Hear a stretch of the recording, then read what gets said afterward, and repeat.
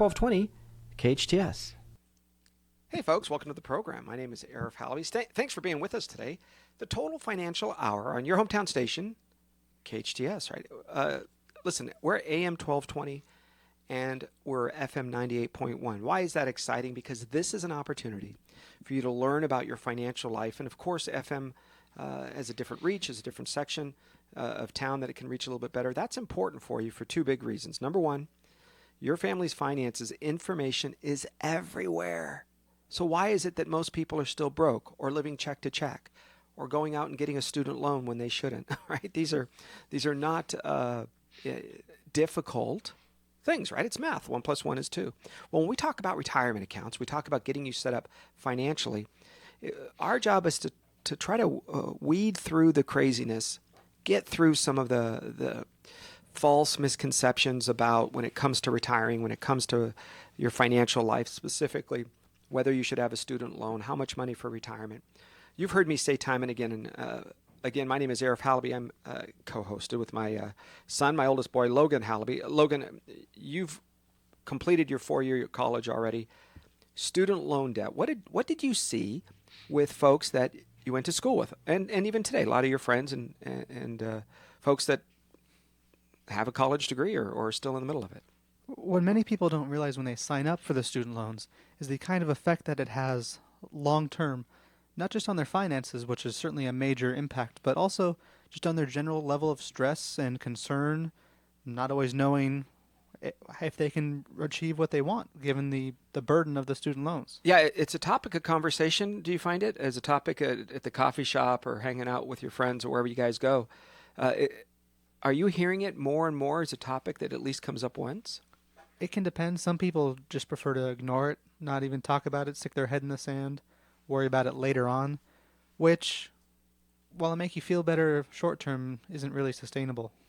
Yeah, and sometimes you'll hear from a student loan standpoint, people are making decisions about their career choices instead of taking that once-in-a-lifetime opportunity, whether it be to travel around the world or to take that job out of state, but the pay might not be there. Doesn't matter. You can't do it because you have a burden of $200, $300, $500, $800 a month or more. My worst case of student loan debt was $6,500 a month in student loan payments. When the Obama administration came in and made it illegal to have a private student loan, if you will, and they said now the government is responsible, and this is incredible, you guys, who is the collection agency for the student loan now? After an executive order by the former president. The nice, friendly people at the IRS. Folks, the IRS. We did a show recently where you heard me say 60,000 Americans, 60,000 Americans age 60 or older are currently still paying student loans. Most of them are from grad school or PhD, right? If they wanted to earn their PhD at 45 or 50 years old. Well, those student loans don't disappear just because you turn 60 or 65. And if you can't pay those, if for whatever reason your spouse dies and you lose her pension, or your spouse dies and you lose his Social Security, because remember, you only receive the higher of the two, and you're now a retiree still trying to pay student loan debt, do they reduce your student loan debt payment? They do not. So what do? They say, tough luck, pay up. And you say, but I can't. Guess what? The Obama administration signed into law. Ready? Simple enough. The IRS can seize your Social Security check. I bet you didn't know that when you signed up for your post-grad or your child's, right? Sometimes parents sign up for the Parent Plus loan. And these are rules that have changed recently. If you signed up for the student loan when you went to law school or whatever other post-grad education 10, 15, 20 years ago, suddenly the rules were changed on you. Yes, that's right. And so you might have said, I'm going to go down the road. I'm playing a game by these set of rules. It doesn't matter. You might have had a 25-year student loan, but they changed the rules in the last 25 years. That's very important because 25 years ago, President Obama was still going by the name of Barry. And you didn't expect, he was at Occidental College. You didn't expect him to be a man who would be president and then ultimately make decisions that would affect his students. So keep that in mind. If your family's finances are set today based on a set of rules that you are going down a road of the unknown. That's why I'm not for the idea of massive student loan debt. You heard me say 60, I think it's 6,200 or 6,500 a month. He's a physician. That means he has to make, because of his pay, he has to make almost $10,000 a month. He earns $10,000 a month, pays his FICA, which is his federal state income tax, and disability and Social Security, off of $10,000, pays his state and local whatever income. At the end, he gets $10,000 to make a payment of $6,500. That's before he eats dinner. That's before he pays for one of his children's pair of shoes. So his first $120,000 a year for the next 20 years goes to pay a student loan. Now you might say, oh, but he's a doctor, he must be rich. Well, remember, 20 years ago, being a doctor was the pathway to wealth. Oh, but all of a sudden something called Obamacare comes along. And it takes doctors in private practice, pushes them out of private practice, and forces them to work for a Kaiser or a Facey or a UCLA or a Providence as an in-house physician, as an employee, no longer the opportunity for the same kind of wealth that used to be there. Now, listen, you can say one way or the other, so far all of those things I gave you are just facts. It's just the way it is. What I want to do is encourage you to keep your kids from getting massive student loans. Because if you're signing up for that, if you are the Parent Plus loan guy or gal behind the scenes on that, just because you turn 60 or 65, it doesn't go away. And you want to be very careful, because some of the tricks for your retirement, if you will, call it a trick, is the ability to have multiple sources of income. This old magic, oh, if I had $1 million, lots of people have $1 million in one form or fashion. Own a house in California for 10, 15 years, you'll get close to that number or surpass it. It isn't that number that matters. It's how much in guaranteed and multiple sources of income do you have for the next 15, 20 years, 30 years of your life. And really, we all get distracted by the big number. Yeah. You don't spend that $1 million for groceries or whatever the stock price is or whatever's going on. What really matters to you and to your lifestyle, to what kind of car you can drive, what kind of house you can live, vacations, whether you shop at the discount for groceries or get high quality foods. That's all going to depend on what kind of income you can make each and every month. Yeah, your family's finances are subject to a monthly income. You pay your bills monthly. And one of the things I want to encourage you to do is get back to the normalcy of thinking. Whether it's right or wrong, it's how we live. Our electric bill is monthly. Our car payment is monthly. Our car insurance, our homeowners, our life insurance, it's all monthly payments. So it's nice you have a big bucket of $400,000 or $800,000 sitting in the stock market. But when that goes up and down, it can and does affect your income in the future. So we looked at this, Logan, and this was interesting because just the other day we had somebody, Thursday last week, who brought up something very fascinating to me. And she said, Arif, I have about $600,000 in savings, at least I did, as of January 31st. Within a couple of weeks of February, her account has dropped substantially, down to about $500,000. Now, you might say, oh, poor baby, she has $500,000. Folks, when you lose $100,000, let's translate that to monthly income. Based on her age, it's somewhere in the neighborhood of $400 or $500 a month. So now picture yourself retired. The market goes down and you just lost $400 a month. You can't call your electric bill and say, hey guys, listen, I just lost 20% of my income, so can you just take a 20% discount on that for me? They don't, so we got to plan, we got to think. We have to think beyond buckets of dollars and listening to those Wall Street men and women that say, oh, buy, sell, it goes up, it goes down. It's okay. I love this one. Logan, you might have heard a few of these. You're in it for the long haul. I had somebody come in the other day and they said, Arif, it's only a paper loss. I said, really? When it was up, did you call it a paper gain? He said, what do you mean? I go, well, who told you it's a paper loss? He said, well, my broker. I said, well, your broker is the same person who's going to tell you that it's your money when it goes up, as if he or she did something. They only tell you it's a paper loss to make you feel better. Well, it's only a loss if I cash it in. Well, then it should have only been a gain if you cash it in. And they go, uh-huh. I go, no. Because you weren't acting that way. You were acting as if you did something.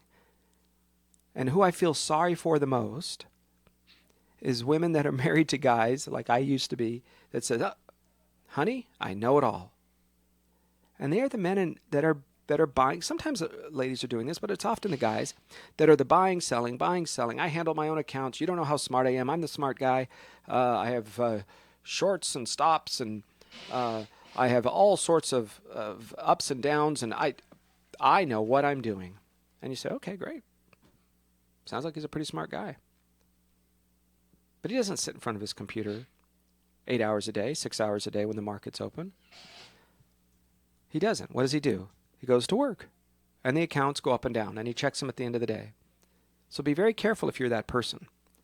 And when we talk about the long haul, what happens at the end of the journey? You can't say this loss isn't going to affect me because I'm in it for the long haul. That might make sense when you're 20 or 30. Well, when you're 65 and you've got to start pulling it out because you just retired, and suddenly that retirement account you've been working for, funding, taking care of for just about your entire life, suddenly that has to feed you, has to provide for your housing, your car, all of that.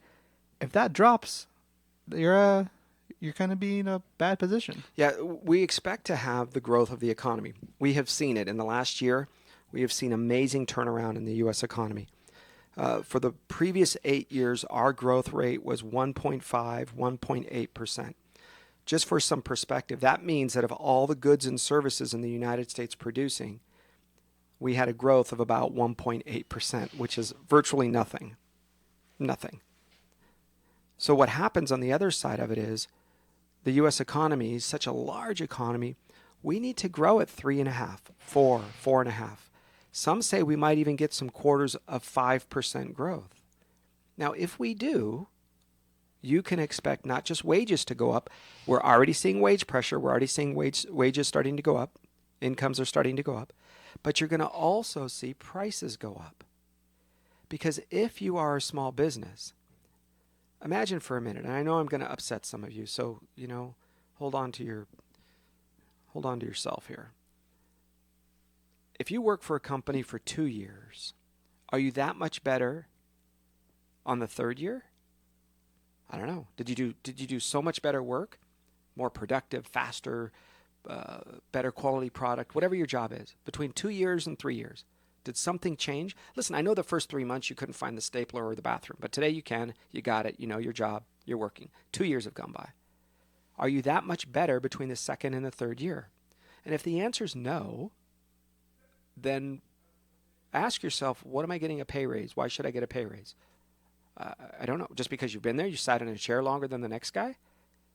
You have to be productive. You have to be more productive. So if you're making one widget per hour and the company has a profit in that widget, then the next year you're still making one widget, and the next year you're still making, then the company has to do one of two things if you want a pay raise. They have to raise the cost of the widgets, right? They have to sell it for a higher price. There's inflation.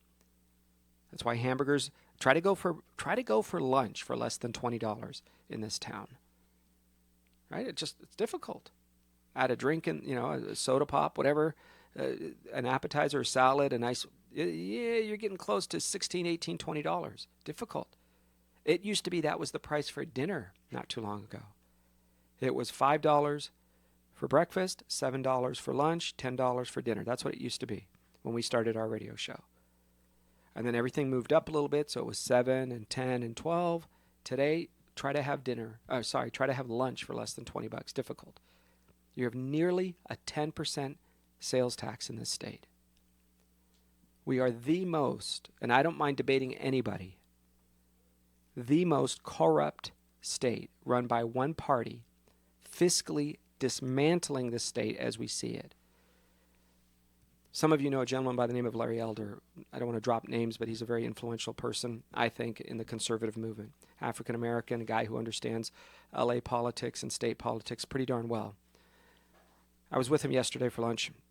We sat around and we were talking about different things. And he said, Arif, my thought is what I've come to the conclusion, he said, is that the state of California has been taken over by the progressive movement, and they are using it as a laboratory experiment or a petri dish for socialist values. And I thought, are you kidding me? Today, driving into the office, I heard Gavin Newsom, Democrat candidate for governor, say that he wants socialized medicine, right? What's called basically single-payer system. Everybody, don't you worry your pretty little head. You just pay your premiums to the state of California, and they'll take care of your health care. He asked for single-payer. He asked to allow, he's already done this, to allow more people to leave prisons for, quote, nonviolent crimes. All right. Listen, why do you think crime is up? We were at a 10-year low. And in the last 2 years, ask your county sheriff friends what's happening. Crime is increasing substantially. And you understand it's not rich people that are the victims of the crime. I mean, you get that, right? They have security. Dianne Feinstein actually carries a gun. She has a concealed permit. She has security people. She has a big fence around her house, alarm. But if you live in an apartment, if you live in an area of town where you don't have personal security guards, my guess, just a thought as an 11-year policeman, 11-year Los Angeles, just under 11 years for accuracy, my thought is, it's usually the lower middle class that are the beginning victims of crime. So when these clowns in Sacramento say with one part of their mouth, we like poor people, we want to help the lower middle class, and then the other side of the mouth, they say, but we're going to let these people out of prison so that they could prey on these young people, on these lower middle class people. That doesn't make sense. I'm okay with whichever. Listen, I'm not the guy in charge. But when you give these folks your health care, when you give these folks your safety, and when you now are giving these folks your retirement accounts, you have to be very careful. Whether you're a firefighter or a police officer or a city, county, state worker, they all put money into some sort of a pension. There's different ones, about 3 or 4 of them, maybe 6 depending on where you work, different ones in the state. But you have to look at it. They have over-promised to get elected. And that over-promise that they made is now coming due. Statistically, we're supposed to run out of money in the next 10 years. Now, if you're a 55-year-old retired firefighter, you're probably going to be alive in the next 10 years. So you have to plan for that. I don't know what they're going to do. It has to collapse in some form or fashion. There just isn't the math. Because people are not going to stay in the state.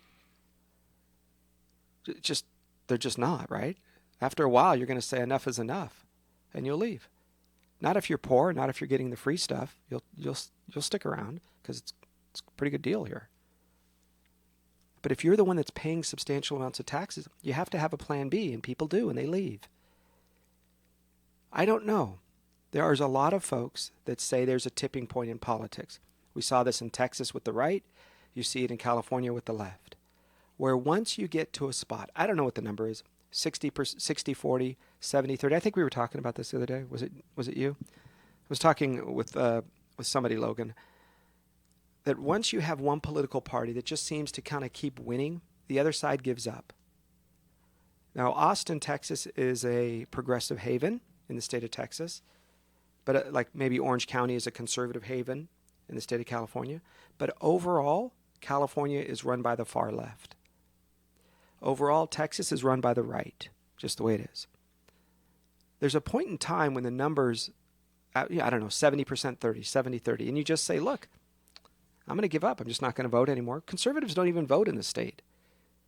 As soon as the state passed a rule where they guaranteed themselves, because it's the top 2 finishers in the governor's election, the top 2 finishers are the ones that gets to do the runoff instead of a Republican and the top Democrat.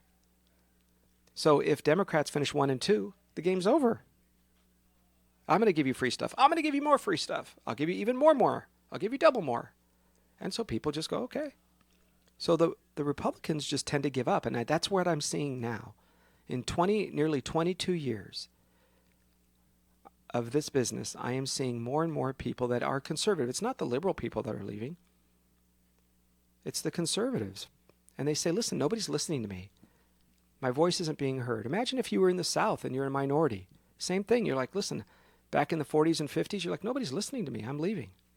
Maybe they couldn't afford to leave back then, but today people can. So they just leave. If they're leaving, who's going to pay the taxes required to shore up the pension? You have to protect your family's finances, you guys. We'll be back in just a minute. I'm Arif Halaby with Logan Halaby. Rant is over. We got some more great information when we come back. On your place for News Talk and Information, this is your hometown station, KHTS. Comfort Keepers provides your loved one with loving in-home care. Miles McNamara, certified senior advisor and owner of Comfort Keepers in-home care. Our caregivers can help you in your own home, enhancing independence, creating safety and comfort. Our Comfort Keepers provide companionship, meal preparation, medication reminders, assistance with personal care, and even transportation to doctor's appointments. If someone you love can use a helping hand at home, visit comfortkeepers.com. Or call 287-4200. Have you got a young one who's always on the go? Ice Station Valencia has an incredible program. Our Little Tykes hockey program for ages 3 to 6 makes it easy and affordable to introduce your child to the awesome sport of ice hockey. We provide most of the hockey gear for free to get started, including shoulder pads, elbow pads, gloves, and jersey. You'll be amazed at how quickly your child takes to the ice. Call 775-8686 or skate to the net, www.icestation.net. The best live theater can be found right here in the Santa Clarita Valley. The Canyon Theater Guild has been entertaining audiences for decades with top quality musicals and plays. Located on Main Street in Old Town Newhall, CTG also offers workshops for the young actor in your family. For more information, call the box office at 799-2702 or go online to canyontheater.org. With Facey Medical Group, good health is within your reach. Our doctors provide Santa Clarita's finest primary and specialist care at 4 convenient Santa Clarita locations. If you're looking for connected, convenient, personal care, there's no better place. We accept most health insurance, including plans offered through Covered California. Call 1-844-MY-FACEY for more information or to schedule an appointment. The Santa Clarita Artists Association has a new gallery in downtown Newhall on 6th Street between Main and Railroad, right across from the Canyon Theater Guild. The gallery features our members' paintings, sculptures, and one-of-a-kind handcrafted gift items. Whether you're an art lover, buyer, or an artist wishing to join, visit our website at santaclaritaartist.org, come to our free monthly meetings at Barnes & Noble, or stop by the gallery. For upcoming events and exhibits, check us out at santaclaritaartist.org. We make visual art visible. Santa Clarita's hometown station. Now FM 98.1 FM and AM 1220. Your hometown station.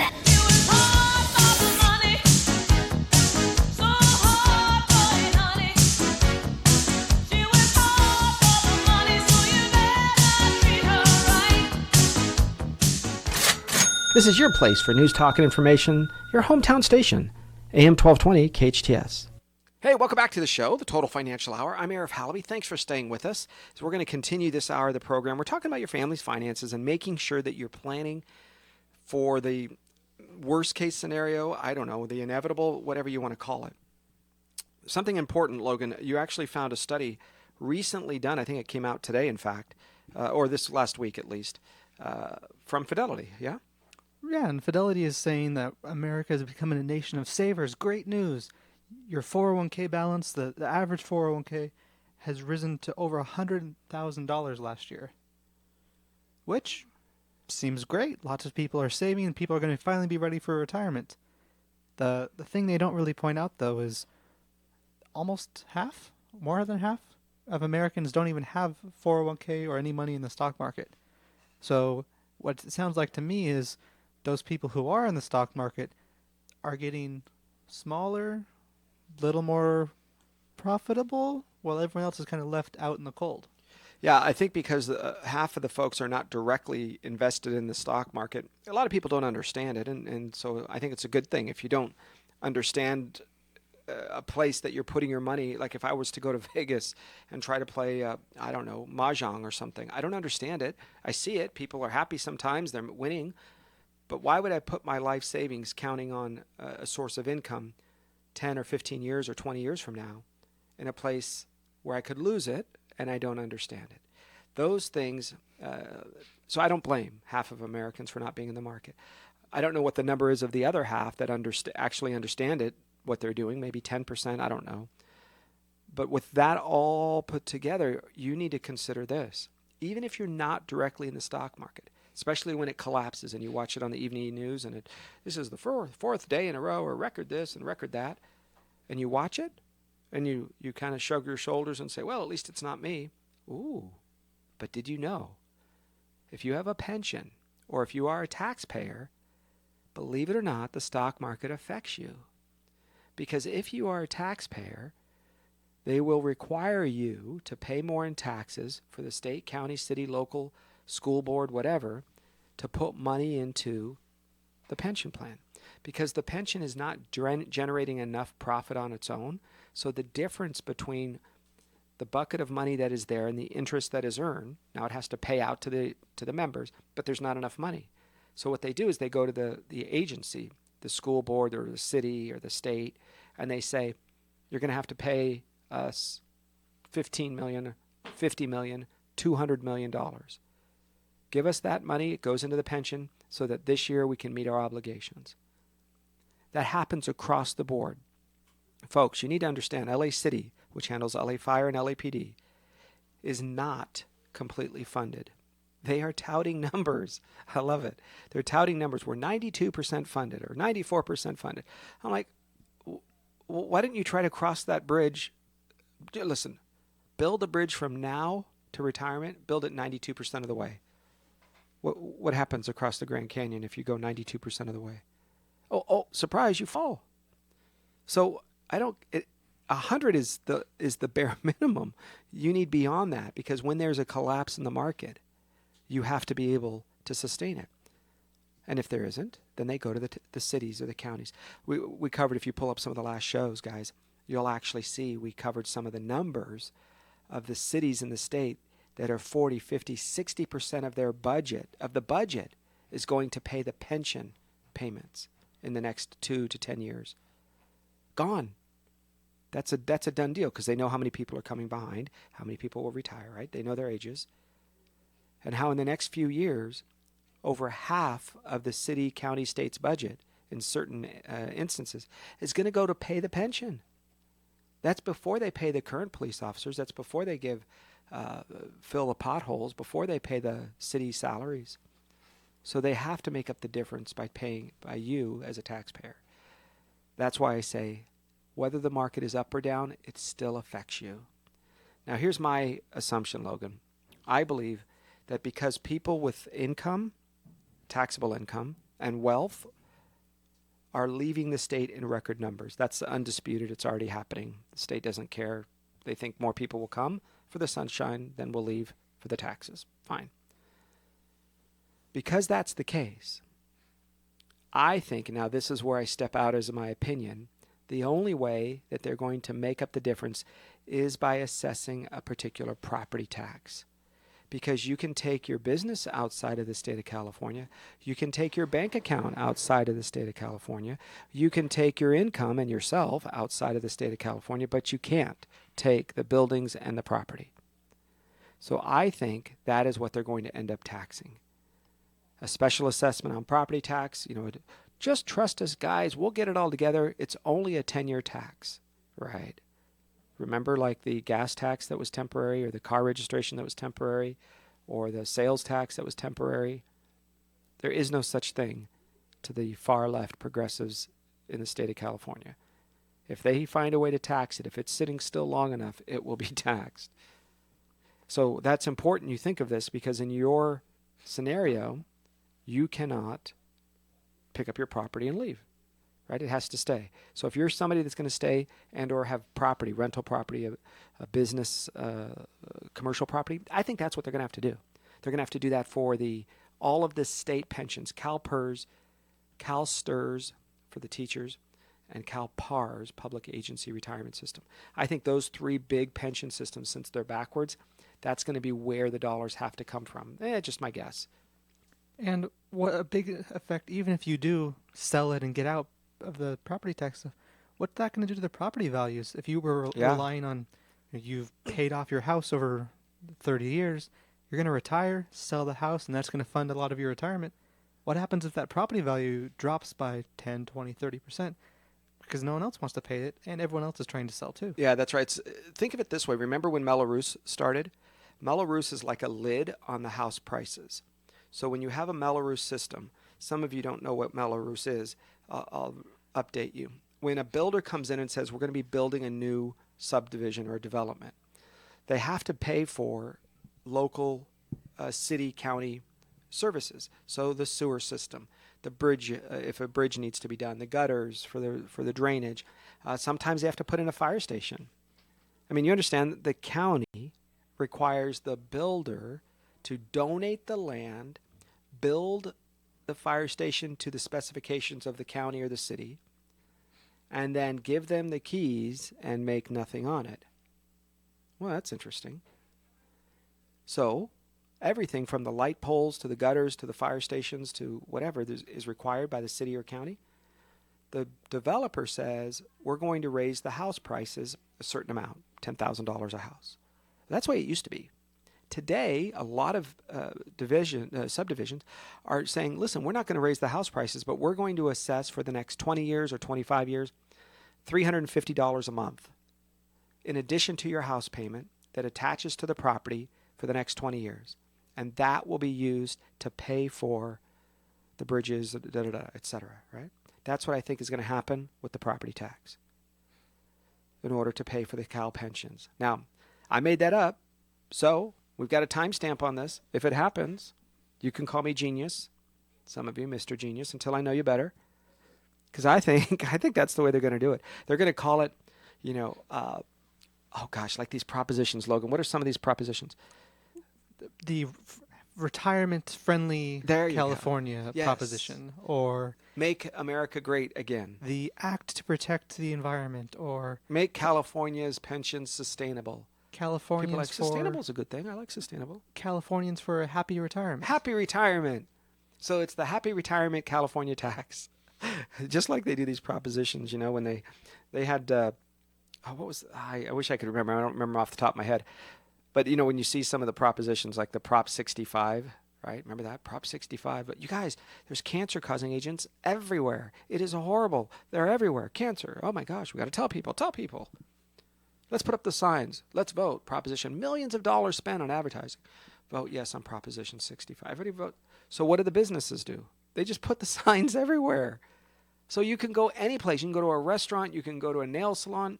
Any place, anywhere has a sign that says, this building, this business may have cancer-causing, check the box, symbolism over substance. That's the favorite of the left. And when you don't do anything, just pretend like you did something. And when you reach the point where everything has that sign that says it's going to cause cancer, zero value.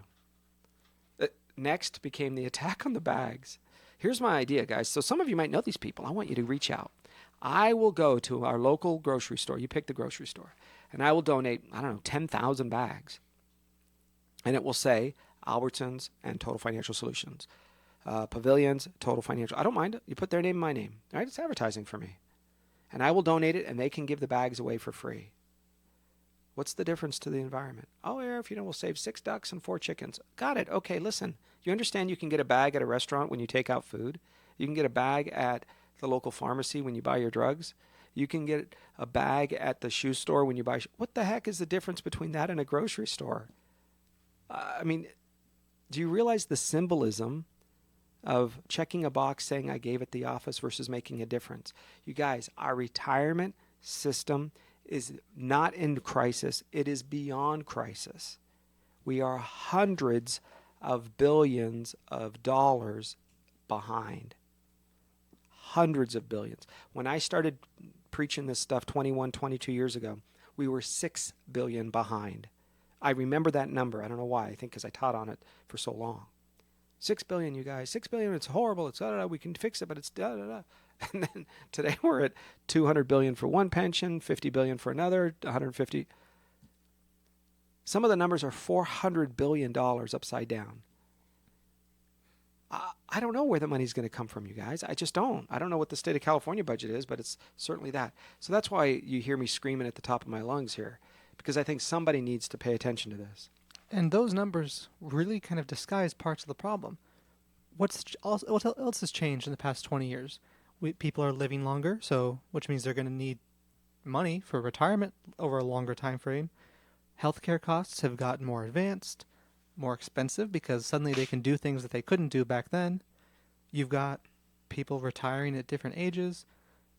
The student loans we mentioned earlier. There's lots of other things that means that it's not going to be the same billions of dollars. That $1 billion that we're behind is going to have to go even farther than it did before. And when you have somebody come along that has no clue how the healthcare system works, and they go and they say, we're going to transfer people to the Medi-Cal, it's called Medi-Cal in California, we're going to transfer people to the Medi-Cal system and the Medicare system across the country, and the states are now responsible to pay for it. But the first few years, don't worry, states, the federal government will pick up some money and send you. So what happened to the California budget? In 2017, a miscalculation of the cost for the states, California state, Medi-Cal program, small, they made a mistake of $1.9 billion. 1.9 billion, negative one. That's a charge on a credit card that is hard to sign for. But don't worry, because Governor Brown said we miscalculated by 1.9, and we are now in a budget deficit of $1.6 billion. That is before we pay a penny to the pension. Folks, I don't know. I love this state. I feel bad. I feel almost angry that they're kind of chasing out people that think, that know math and logic. You don't get to count. The unicorns and fairy tales and don't worry, everything works out because we have great weather. Those folks are running the state. They don't have any business sense. I think everybody's just trying to give away something, and you have to protect you and your family.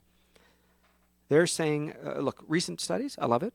Retirement budgets, retirement accounts, I should say, over $100,000. Good numbers. Good numbers. How much do you think you're going to need for retirement? I think if you take 100% of your take-home pay, right, that's what you need for retirement. Take your 100%. So if you take home $6,000 a month, then $6,000 a month. If you take home $200,000 a year, it's $200,000 a year. Whatever that number is, why do I say that? Because there's many ways to make it up. His Social Security, her Social Security, little pension here, big pension there, withdrawal from my 401k, withdrawal from her IRA. Those dollars, rental property, I love rental property. It's a nice part of your portfolio. Build it all together, and that can be a great source of income for your future. Good news. Things that you can do. And listen, if you have young people going to college, avoid the best you can student loans. It derails your retirement future. It just does.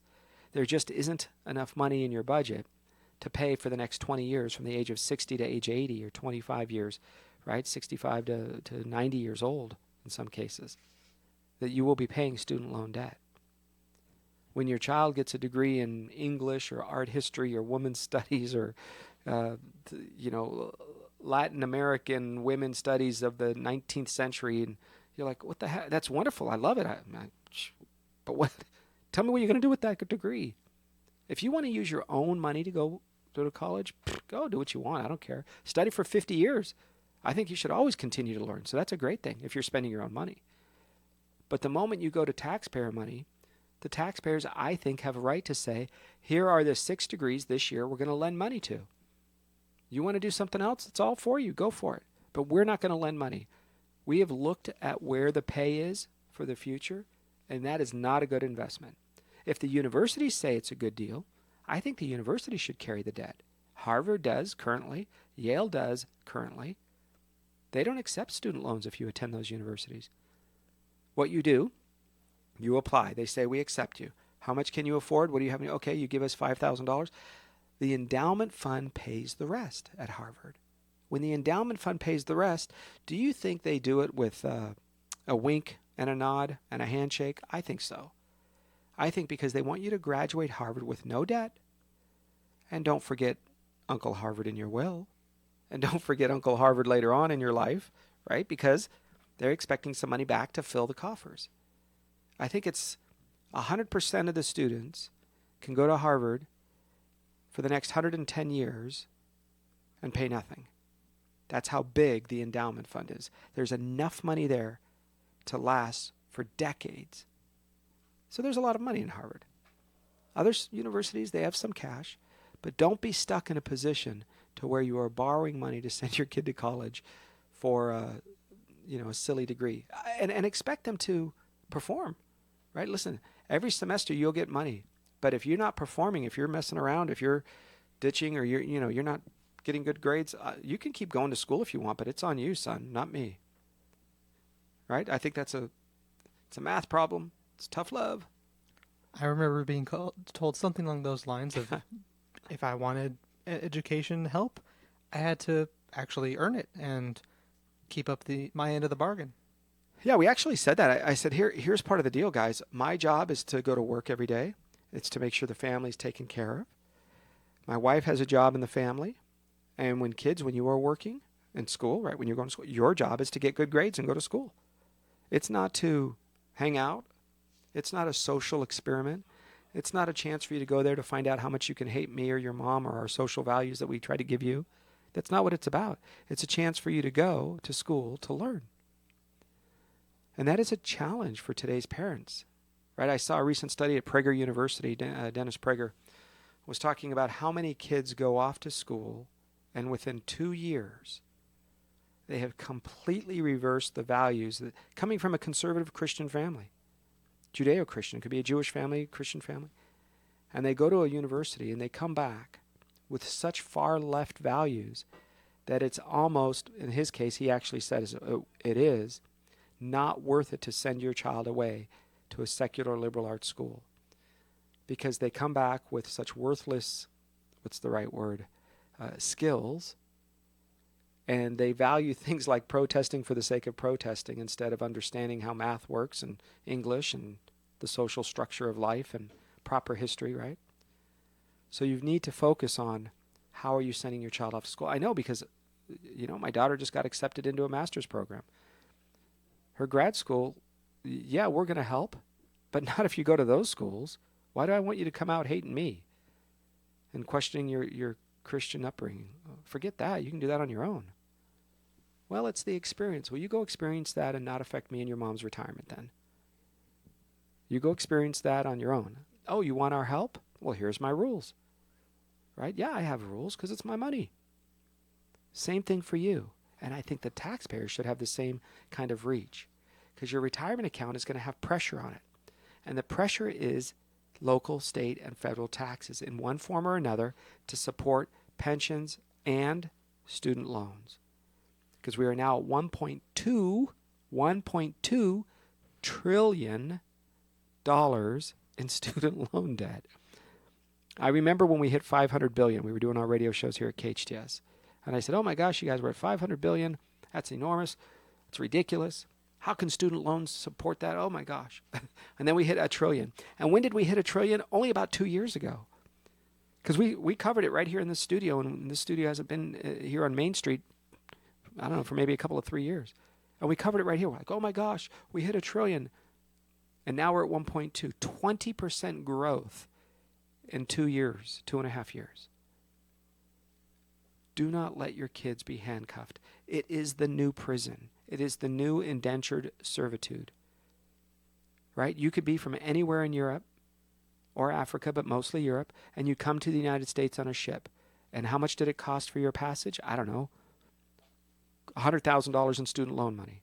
So you had to work at the man's farm or his factory because he paid for your passage. He gave you food, shelter, and clothing, and you worked.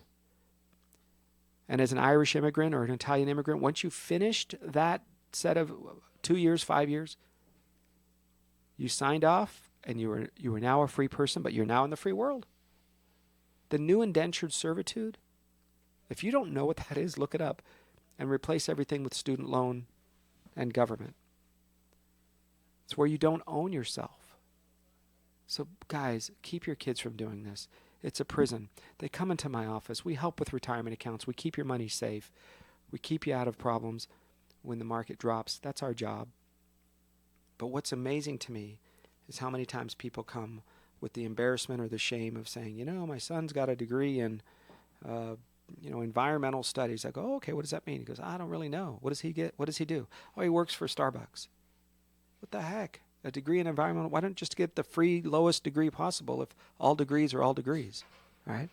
All right, we'll be back in just a minute. Total Financial Solutions, we're going to wrap up this end of the program. We're going to give you some ideas, some steps that you can take to keep yourself from going broke in retirement. Total Financial Solutions, I'm Arif Halaby. That's Logan Halaby. On your place for news, talk, and information, this is your hometown station, KHTS. Santa Clarita Philharmonic has begun its season of free concerts. The SCP is a non-profit community-based volunteer symphony orchestra comprised of local musicians from throughout the Santa Clarita Valley who are dedicated to providing quality classical music for the residents of the Santa Clarita Valley. Like the Santa Clarita Philharmonic on Facebook or visit santaclaritaphilharmonic.org for more information. Visiting Angels is looking for quality caregivers and companions to join our growing team of compassionate, caring people providing care and assistance to Santa Clarita seniors. Our Angels help seniors with activities such as meal preparation, light housekeeping, personal care, and running errands. Visiting Angels takes pride in offering competitive wages, benefits, paid training, and flexible schedules. We have clients throughout Santa Clarita so you can work close to home. Details at visitingangels.com/Santa Clarita. America's choice in home care. Remember when Mom would bake cookies and you'd sneak some raw cookie dough? Raw cookie dough is the best, and now you can get safe-to-eat raw cookie dough at Doughlicious Sweets and Treats at the Westfield Town Center Mall. Doughlicious Sweets and Treats raw cookie dough comes in several flavors like birthday cake, sugar cookie, unicorn, and everyone's favorite chocolate chip. Not into the raw stuff? No worries. You can also get freshly baked cookies or buy the dough to bake yourself. Doughlicious Sweets and Treats near JCPenney's in the mall. A royal suite.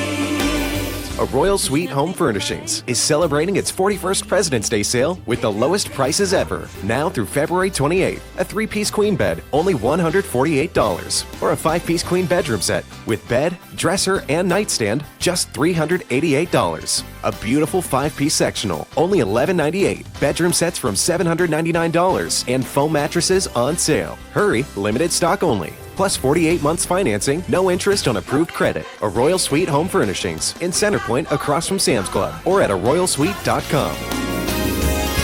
A royal suite. Sweet dreams. It's never been so easy to have a great night out. Whether it's a date night or girls' night out, experience Pinot's Palette in Valencia or Encino. Order your favorite drink from the bar and paint your very own masterpiece. No art experience needed. Local artists make it easy for you. So you can paint, sip, and listen to great music while creating a one-of-a-kind masterpiece. Fun, relaxing, and memorable. Pinot's Palette. To book your party, go to pinotspalette.com. That's pinotspalette.com. Santa Clarita's hometown station. Now FM 98.1 FM and AM 1220. Your hometown station.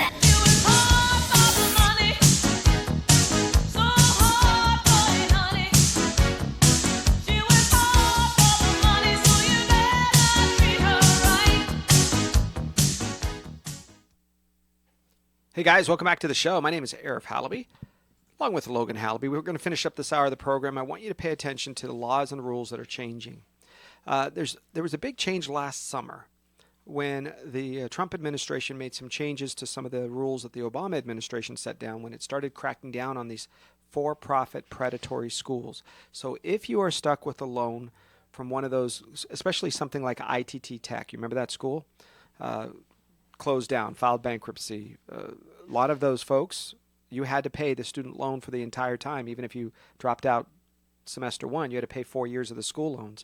So a lot of young people feel like they were defrauded with that. Stay up to date as to what's happening with the education department, as it has a chance to go after and maybe even forgive some of those loans. So be creative. Secondarily, remember retirement accounts don't count against the formula for the FAFSA. So whatever you have in a retirement account, keep it there before you pull money out for your FAFSA. Those kinds of things, those rules can help you know how to lay it down. And more importantly, keep your retirement account safe. If you've made some profits in the market, even though it's gone down a little bit, move it over to safety. Maybe we can help. Our phone number is 888-99-RETIRE. That's 888-99-RETIRE. You can call us anytime, 888-99-RETIRE. It's Total Financial Solutions. I'm Arif Halaby. Thanks for joining me, Logan. I always appreciate you filling in. No problem. We'll be back next week at this time in your place for News, Talk, and Information on AM 1220 KHTS. KHTS AM